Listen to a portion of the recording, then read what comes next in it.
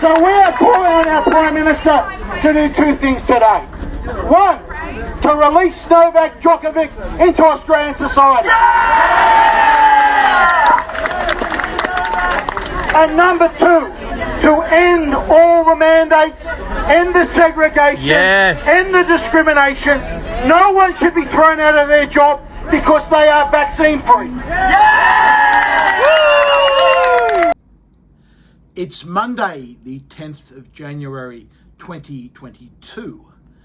And if I'm smiling, it's because Team Freedom had a great win today. A great win with the court case involving Novak Djokovic, the decision of the judge, 6-love, 6-love, 6-love to Mr. Djokovic.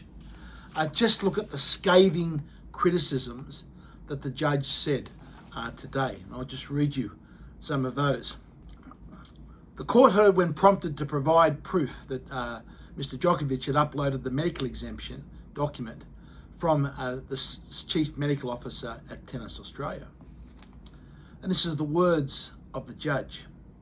Here, a professor and an eminently qualified physician have produced and provided to the applicant, that's Djokovic, a medical exemption. The judge went on further. He said, further to that, that medical exemption was on the basis on which it was given, was separately given by a further independent expert specialist panel established by the Victorian state government. And that document was in the hands of the delegate, which of course is the federal government.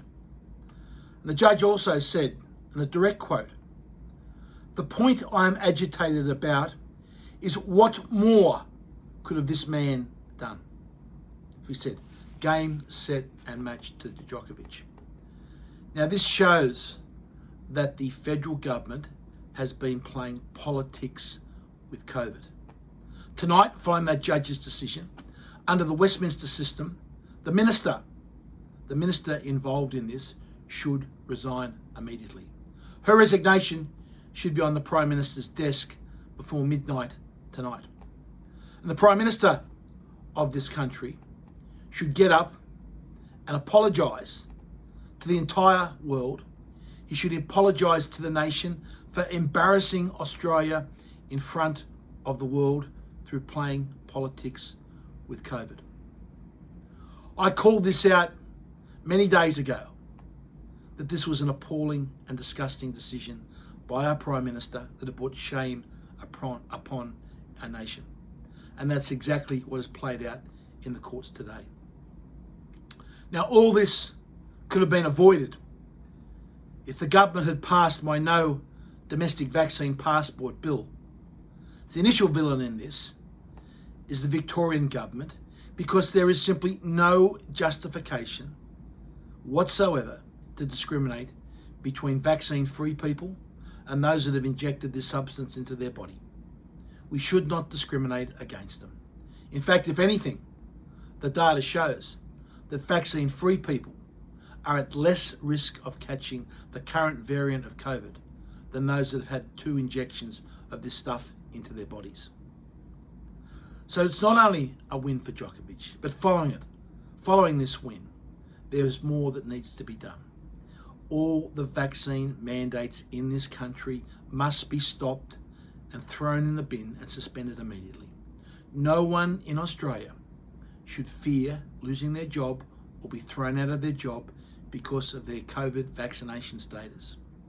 If you are vaccine free, you should be free to work in your occupation of choice. We've also got to tear down these barriers that are across Australia at the moment.